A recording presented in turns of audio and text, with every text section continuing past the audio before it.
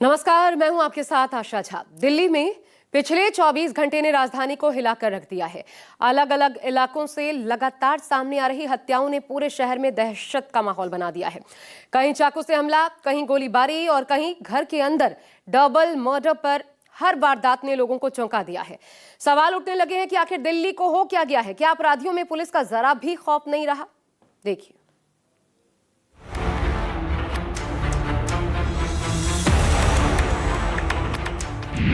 24 घंटे में 6 मर्डर, दिल्ली में लगेगा डर।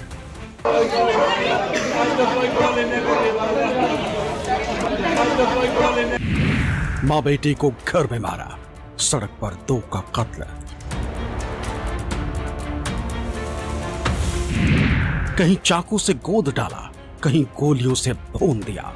ये गवर्नमेंट थाना है। मेरी भर्ती ना करवा दी तो वैसे भी तुमने बहुत अच्छा काम किया। देश की राजधानी दिल्ली उस वक्त दहल उठी जब राजधानी में एक के बाद एक 24 घंटे के भीतर 6 कत्ल कर दिए गए। किसी को घर के अंदर मारा गया, किसी को सड़क पर चाकू से गोद दिया, तो किसी को गोली मार दी गई। दिल्ली के गोविंदपुरी में फ्लैट के अंदर मां बेटी को धारदार हथियार से गोद कर मारा गया। रोहिणी के अमन विहार थाना इलाके में 2 लड़कों की हत्या कर दी गई। वहीं वेलकम एरिया में युवक को गोलियों से भून दिया गया। इसके अलावा वजीराबाद इलाके से पुलिस ने युवक का शव बरामद किया। सबसे पहले बात गोविंदपुरी इलाके में हुई डबल मर्डर की वारदात की। दरअसल इस फ्लैट में विष्णु साहू अपनी पत्नी और 13 साल के बेटे के साथ रहता था। फल और सब्जी का कारोबार करने वाला विष्णु जब बुधवार रात करीब 1 बजे फ्लैट पहुंचे तो उन्हें पत्नी और बेटे का शव खून से लथपथ हालत में मिला। दोनों की हत्या धारदार हथियार से गोद कर की गई। दिल्ली के गोविंदपुरी इलाके में दोहरे हत्याकांड से सनसनी फैल गई। कल रात की एक घटना बताई जा रही है। दरअसल ये मेरे पीछे ठीक वही घर है जिसमें एक माँ बेटे की चाकुओं से गोद कर हत्या की गई। और सबसे अहम बात यही है कि ना सिर्फ हत्या की गई बल्कि घर में लूटपाट को भी अंजाम दिया गया। देखिए पूरे घर में जगह जगह खून के निशान वो हैं, आपको नज़र आ रहे होंगे, जहाँ पर पुलिस की तरफ से मार्किंग भी की गई है।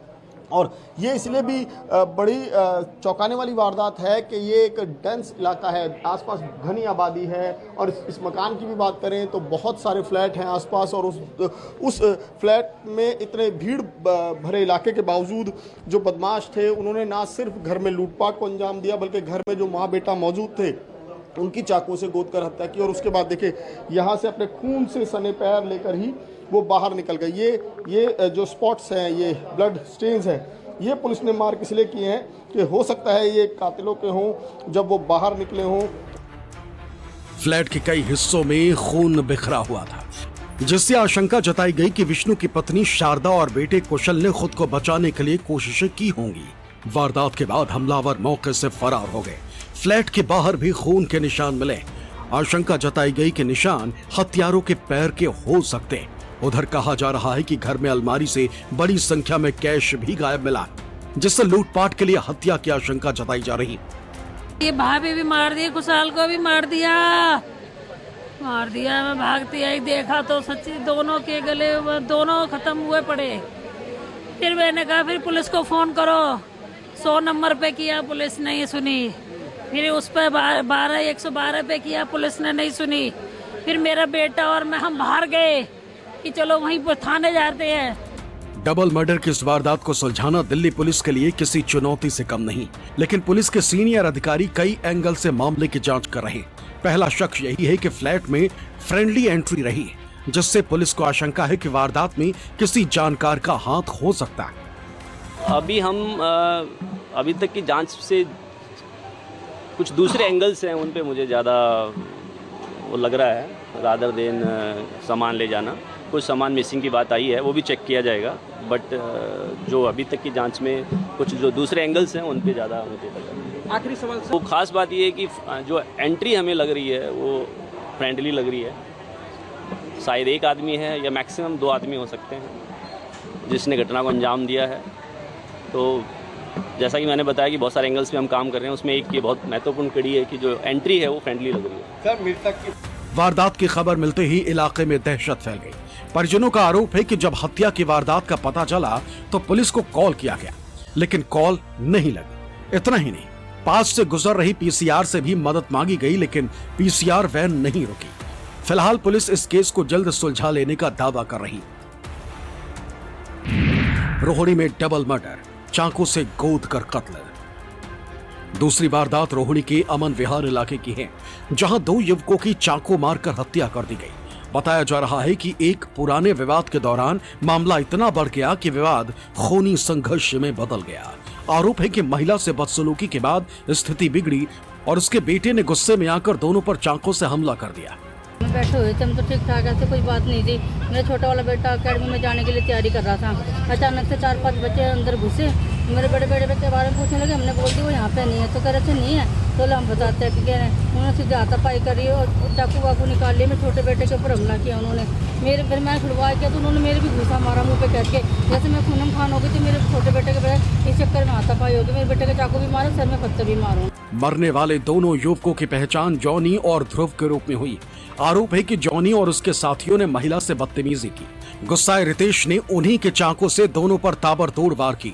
जॉनी की मौके पर ही मौत हो गई। ध्रुव ने अस्पताल में दम तोड़ दिया। हालांकि वारदात जनवरी में हुए मर्डर केस से जुड़ी बताई जा रही।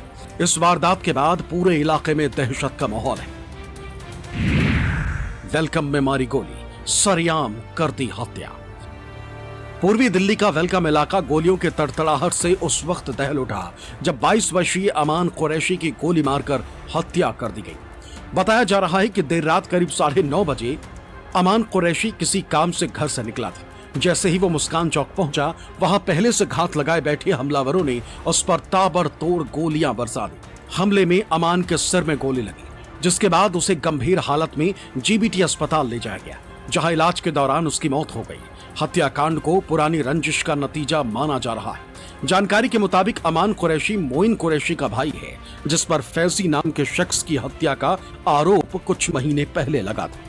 फिलहाल सीसीटीवी फुटेज खंगालकर पुलिस हमलावरों तक पहुंचने की कोशिश में लगी। वजीराबाद में मिला शव, हत्यारों ने चेहरा कुचला। दिल्ली के वजीराबाद के मिलन विहार इलाके में एक युवक की हत्या कर सुनसान इलाके में शव को फेंका गया। हत्यारों ने पहचान छिपाने के लिए चेहरे को कुचल दिया है। शव मिलने की सूचना पर पुलिस टीम मौके पर पहुंची। फिलहाल शव को कब्जे में लेकर मोर्चरी भिजवाया गया और पुलिस मृतक की शिनाख्त में जुटी। दिल्ली में 24 घंटे के अंदर हुई इन वारदातों ने दिल्ली में डर का माहौल बना दिया। पुलिस सभी मामलों की जांच में जुटी है और कई टीमें अलग अलग जगहों पर तैनात की गई। दिल्ली से शहजादा हाशमी और दीपक डालमिया के साथ विमल कौशिक, न्यूज़ 24।